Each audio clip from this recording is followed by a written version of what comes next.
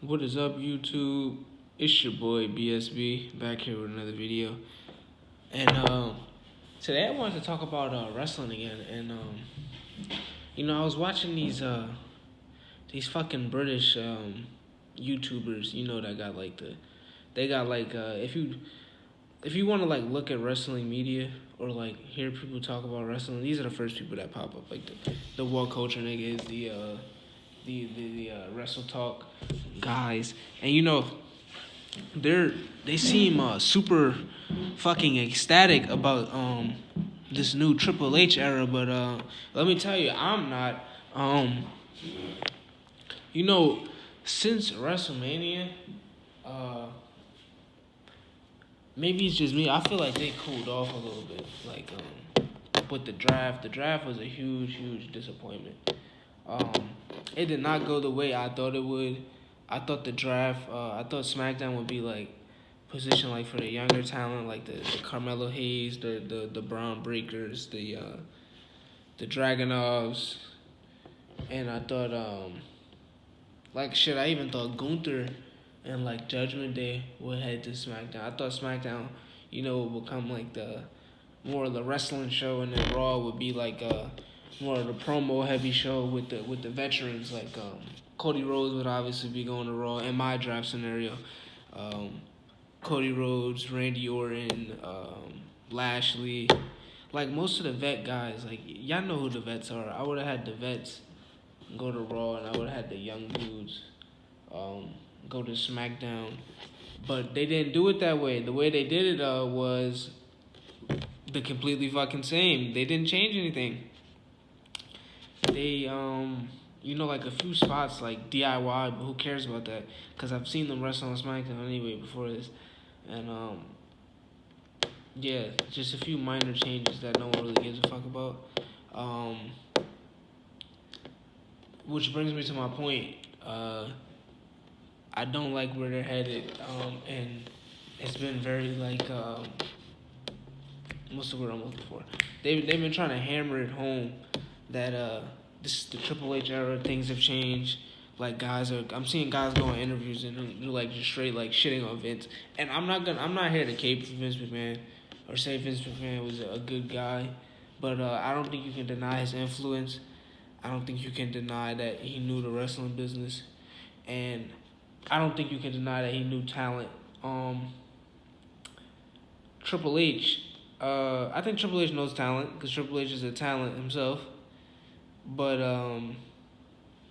I think I don't want to say he's playing it safe, but he over the past couple of years, he's fallen in love with a certain certain type of wrestler.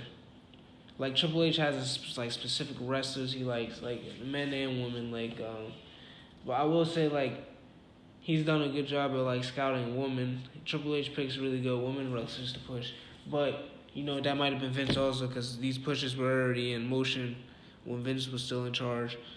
So that could just be Triple H, continuing with it. But like the Rhea Ripley's, the Bianca Belairs, I think those are Triple H push people. But I'm sure Vince was behind them also. But like the Sasha Banks, like the Sasha Banks not even in WWE anymore.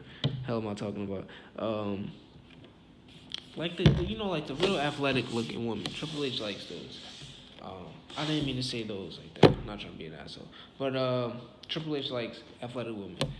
But for the men, this is where I don't understand it. Triple H used to bury smaller wrestlers when he was at the top of his game. I like remember him shitting on RVD in a promo. Maybe not for being a smaller wrestler, but he was shitting on RVD in a promo, basically saying like how he could never be a top guy. And it's funny. I feel like Triple H used to do this a lot. I feel like he used to bury a lot of fan favorites when he was with Evolution. And it's funny. This is my favorite version of Triple H. Like this is when I think a lot of people soured on Triple H at this time, but I think like this was Triple H at his peak. Maybe not at his peak, but I like this version of Triple H. I like the Reign of Terror Triple H. But yeah, he used to bury a lot of people that he pushes now, which is weird to me because I always heard Triple H was like a political guy. He always stopped like certain pushes, but now he's pushing people that I feel like he would have buried back in the day. But it brings me to my point that the Triple H era is basically NXT Black and Gold.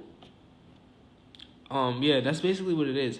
When I first seen NXT Black and Gold, I thought the shit was amazing. I'm not gonna lie, cause that was like 2015 when I first seen it and the network first came out. I hadn't seen NXT like when Seth Rollins and like I don't even know who was on there. The Wyatt family was on there. I didn't see that NXT. Like they were on the main roster by the time I had watched NXT. I knew what NXT was, but I didn't give a fuck until I watched it. And the first NXT match I watched, the first thing I watched about NXT, it was this pay-per-view. It's Takeover, because that's the name of every fucking NXT pay-per-view at that time. It was NXT Takeover, and Sami Zayn was the champion. Back then, I used to think Sami Zayn was like the next John Cena. This is before he had like this hair, and like, he doesn't look like, how Sami Zayn looks. He had short hair. He looked like a real hero, man. He looked like a real white meat baby face. And I thought Sami Zayn was gonna be like the next John Cena. And Sami Zayn was doing a lot of cool shit in this match. Like he jumped through like a fucking the turnbuckle for a DDT. He did all like these dives and shit. He was doing all this flippy shit. And I thought from the Sami Zayn looked pretty tall, so I was like, bro, this dude's like a fucking like more athletic John Cena. I don't know why I thought Sami Zayn was John Cena. But yeah, Sami Zayn was doing all this cool shit. I think he was fighting Neville. Could be wrong. I don't know. I forget who he was fighting. But Sami Zayn wins the championship or retains the championship. I don't know. And Kevin Owens, who was there earlier in the night, he came down to congratulate Sami on his win, and then he I have no idea who Kevin Owens is at this point in time. This is my first impression of Kevin Owens. This is my first time seeing Kevin Owens, and I didn't know who the fuck he was. I thought he was like, who's this fat guy? But the way they were setting it up, you could tell like he was clearly his best friend, or he was someone really important to him. And Kevin Owens shook Sami Zayn's hand, and he powerbombed the absolute shit out of him on the apron. Yeah, and then he destroyed Sami Zayn and became the NXT champion like immediately after.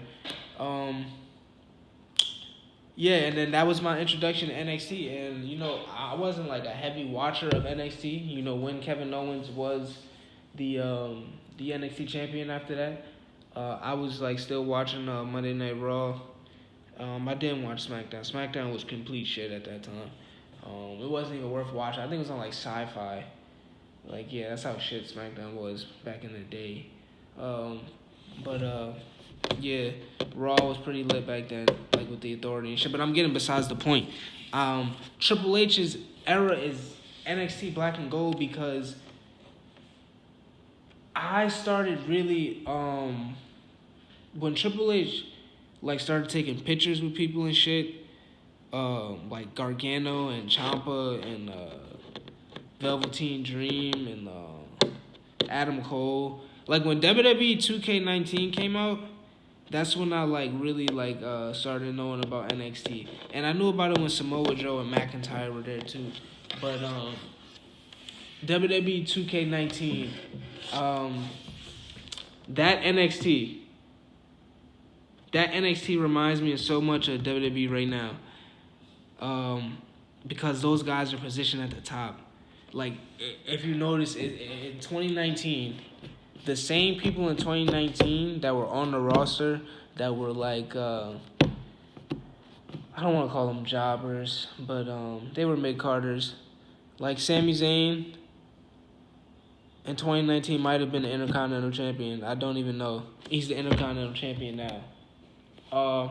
Johnny Gargano and Tommaso Ciampa, they were heavy pillars for NXT in Triple H's era. They are leading his tag division. They're not the champions, but they are clearly going to be leading his tag division. You see the way he positions them. He literally fucking dresses them up like him and Shawn Michaels. Kind of weird, but it's their gimmick, I guess. Who else is an NXT product? Becky Lynch, NXT product. Triple H, 4 Horsewomen. She's positioned at the top. She's been positioned at the top since Vince. But this is my thing. This shit, like, how is this a new era if this has been the same thing since 2019, 2018? Becky Lynch is at the top. Who else from NXT is on the main roster? If you look at the black and gold roster, like, a lot of them are, like, that's just the main roster now. This is, like, what it's become. It's become NXT black and gold. I'm not saying that's a bad thing, but, like Ricochet, NXT black and gold guy. Shinsuke, NXT black and gold guy. Sammy, NXT black and gold guy. Kevin Owens, NXT black and gold guy. Tommaso Ciampa, NXT black and gold guy. Gargano, NXT black and gold guy. Who else am I missing? Akam and Razor, those are NXT black and gold guys. Andrade, NXT black and gold guy. I'm sure I'm missing some more people. There's a lot more other guys I feel like I'm missing. And a couple of these people are like semi-main eventers now, and they're being positioned towards championships, and they're getting, like, in this Triple H era, these are gonna be the guys getting these pushes. And I'm trying to think of a couple of more people who are on these rosters that are getting these pushes now. And, you know, I'm of the opinion that NXT 2.0 was actually better than NXT Black and Gold, because I feel like NXT 2.0 produced characters with charisma. Like, not saying, like, Finn Balor, NXT Black and Gold guy. That's another guy. Damian Priest, NXT Black, look, the world champion. NXT Black and Gold guy. These guys are positioned at the top. Triple H is basically booking NXT just on the main roster. Like I said before, that's not a bad thing. You know, NXT is pretty exciting, but I think NXT worked because it was NXT. It was different from Raw and SmackDown. I feel like if you try and make, you know, like, the main shows, like, so fucking, like, indie-ish, like, you know, people are going to get tired of it. You know, like, I liked NXT for a while, but I got tired of watching it because I felt like, you know, it was too many false finishes. It was like I'm watching, like, a WWE 2K match, you know? Like, TV matches shouldn't be that long. TV matches don't have to be bangers after banger after banger. Like, you know, it doesn't have to be like that. And I can tell that's where they're going with Monday Night Raw, because they got a lot of the NXT UK guys, like Gunther, Dragunov. Like, they're going for, like, that European style, like that indie style. That's what the Triple H era is. And, you know, you guys might like that, but I feel like the shows should be different. Every show shouldn't have to be that. And, you know, if you want to make Raw the NXT show, the NXT Black and Gold show, then fuck it. Make SmackDown something different, though. Make SmackDown feel different. I think the best time they ever did this was in 2002. Raw and SmackDown felt like completely different shows. Like, SmackDown was way better than Raw, but Raw was like the Triple H show, but you could still watch Raw and important shit happened on there.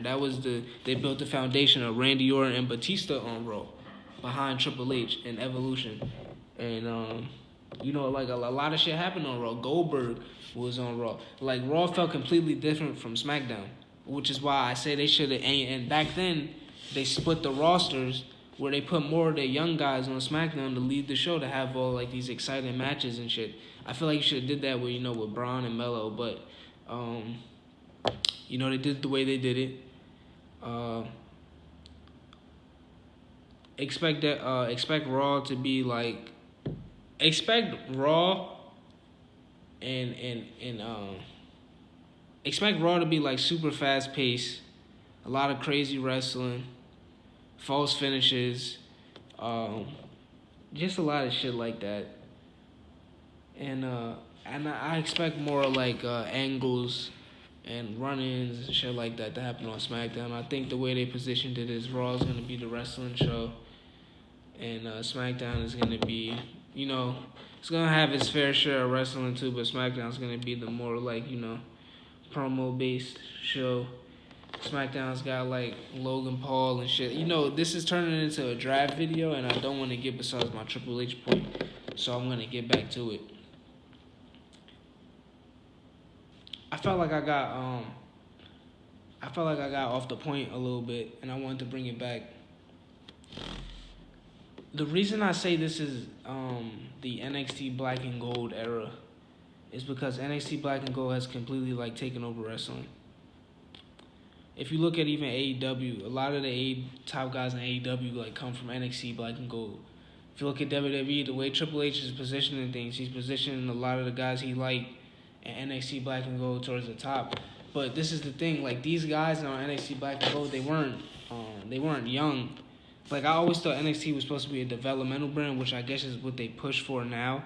When they did that 2.0 switch, they probably started pushing for more like a developmental brand. NXT Black and Gold before, those dudes were like 35 on the show.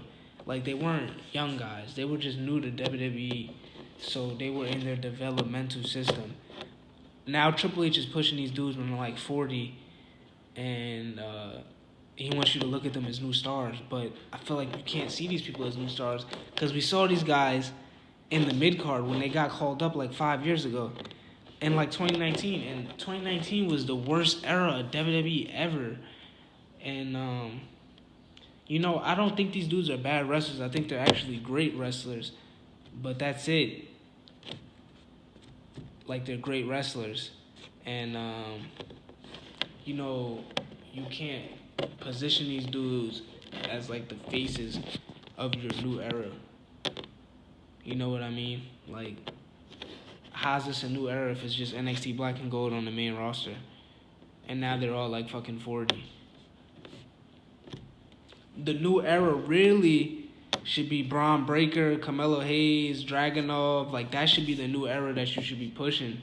But you're pushing, like, dudes that are pushing 40. But I don't understand. That's the point. This is what I can't get. I can't get past how this is a new era and half of the main event stars are pushing 40. It's a new era, but we went out. It's a new era.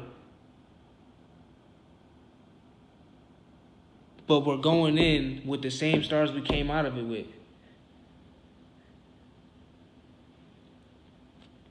Like, who is the new star in this? Who's the new star of this new era? The champions are Cody, who's been around for years. Damian Priest, who was on NXT Black and Gold years ago, and had a mid-card run that failed. I know no hate on Damian Priest, but I'm just pointing out the fact that these guys have been called up before and it didn't work. Who else is the champion? Becky Lynch. Becky Lynch is a success. All the people may not like her. I think Becky Lynch is cool. I don't got no like beef with her or nothing like that. Becky Lynch is the other champion. Who else is the other champion? Logan Paul. Logan Paul is great, and I'm not gonna say nothing bad about Logan Paul because I like Logan Paul a lot. He's not a product of NXT. Who else? Who are the tag champions? Theory and Waller. Theory was a product of NXT Black and Gold as well. Theory was also on NXT Black and Gold. But Vince really liked him, so I'm going to say he's a Vince guy, not a Triple H guy. Triple H hasn't done shit with Theory. And then the other tag champions are Truth and Miz, but they're probably going to lose to DIY because, they fucking dress up like Triple H and Shawn Michaels. So when DIY eventually wins, that'll be Becky, Damian, DIY. Oh shit, Bailey, another NXT gal, NXT Black and Gold. That'll be 4 out of the, and Cody. I'm counting Cody in there because he's an indie guy. Cody 5.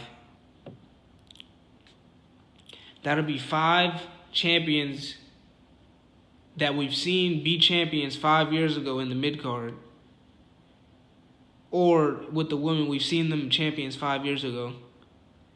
Or we've seen them on NXT 5 years ago. and now they're the faces of the new era. It doesn't make sense to me. That's all I had to say, y'all. Catch you guys later. Peace out.